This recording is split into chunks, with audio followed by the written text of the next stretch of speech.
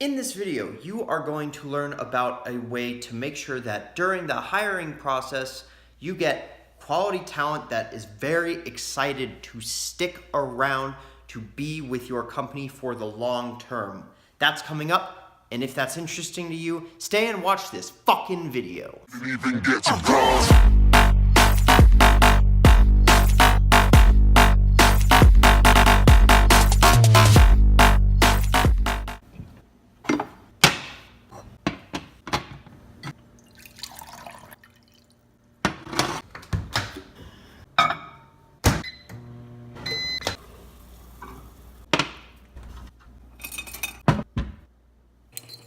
In the yam, whipping and flipping the yam, turning her brick to a lamb, we rocking the dope.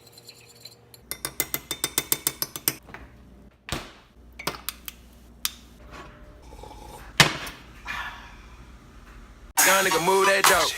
Young nigga move that dope, ayy move that dope, ayy move that dope. Young nigga move that dope. Young nigga move that dope. Young nigga move that dope, ayy move that dope, ayy move that dope. Young nigga move that dope. Young nigga move that dope. Young nigga move that dope. Young nigga move.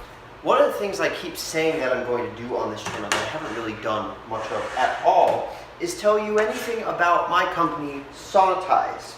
So I decided that I would make that change by doing some filming about SONET Eyes today.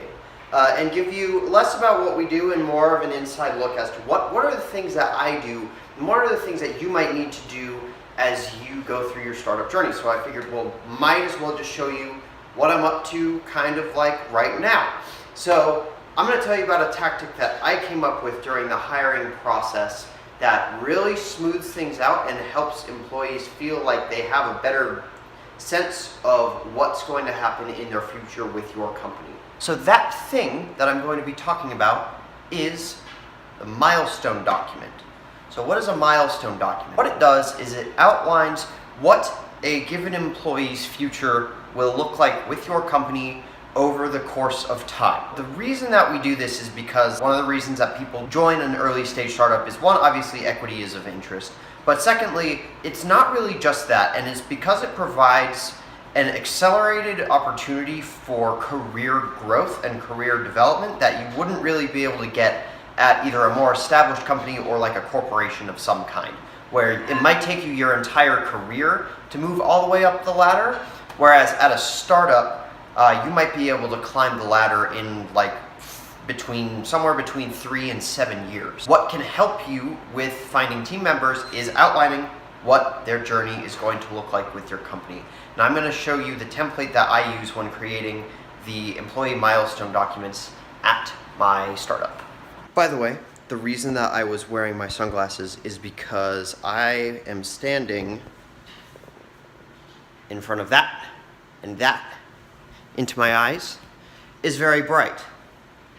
So that's why.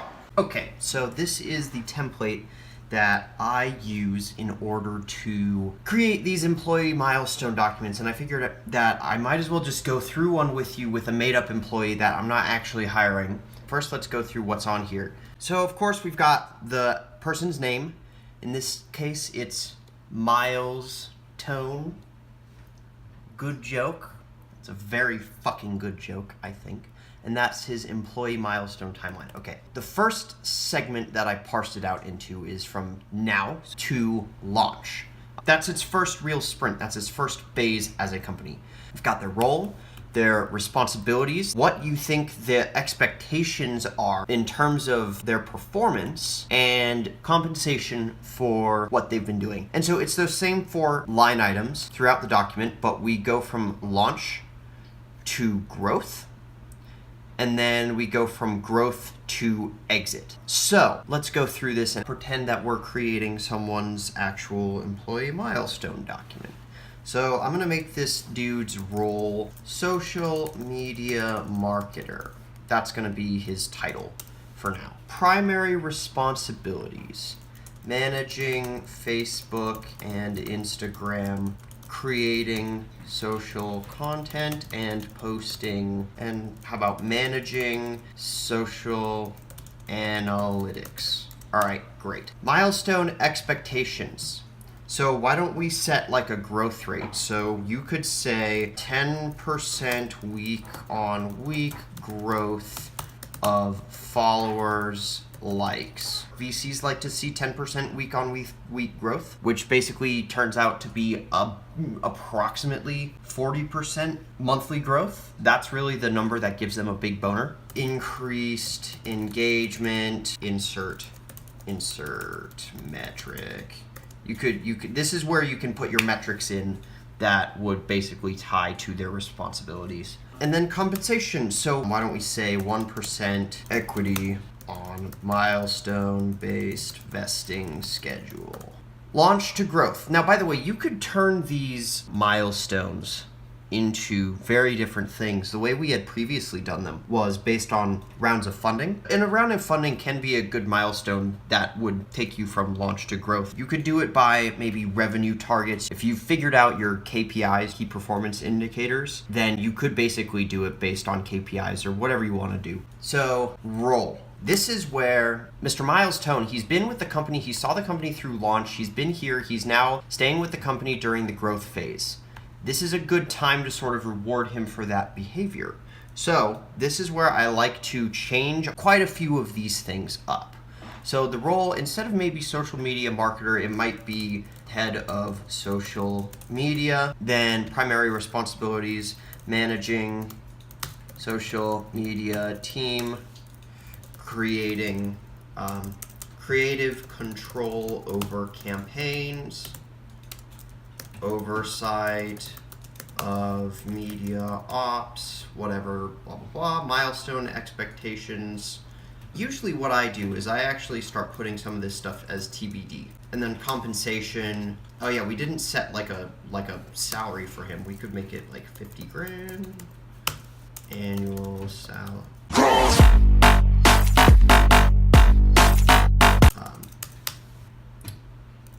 Contractor B.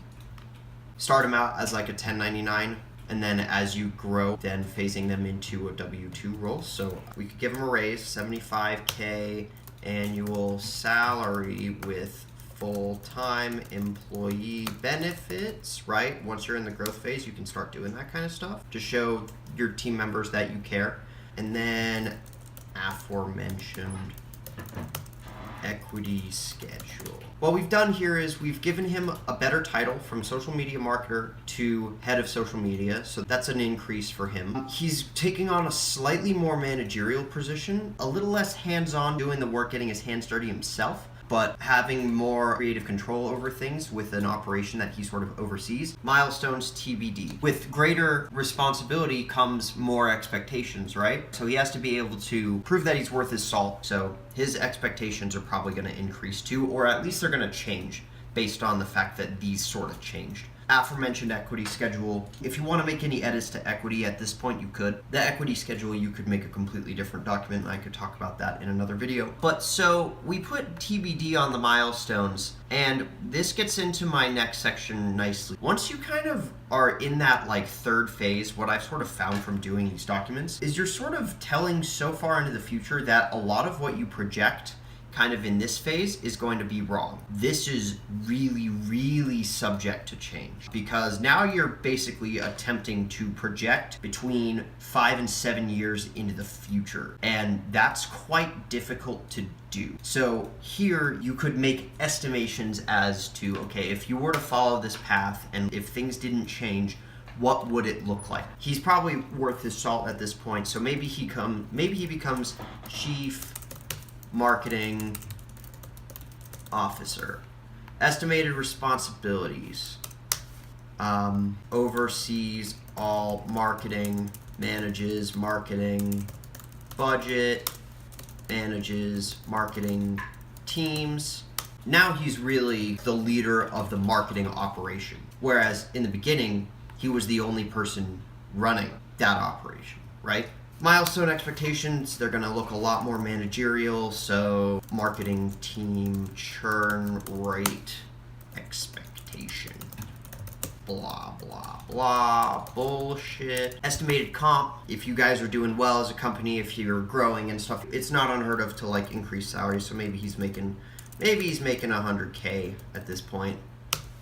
Plus full-time benefits. Vesting of all shares upon exit, participating in exit liquidity event. A lot of this is subject to change. Quite a bit of this section could be subject to change too, but I mean, you're really trying to play soothsayer when you're sort of mapping out the last phase of the company. And so when you go through this process, you need to be very transparent that, look, this is not set in stone. Nothing about our future is set in stone. But you know, if we were trying to sort of paint a picture of what your total growth potential could look like, this is what it could potentially look like.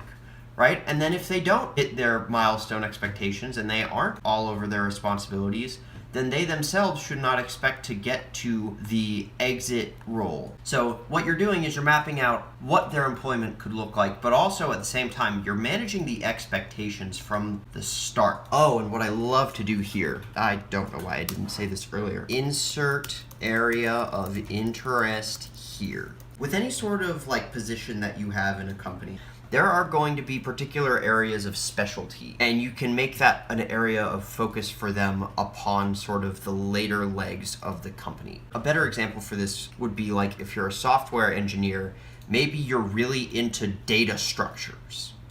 Well, way up here, you're not really going to have enough data to structure and turn your whole database system into a fucking art form.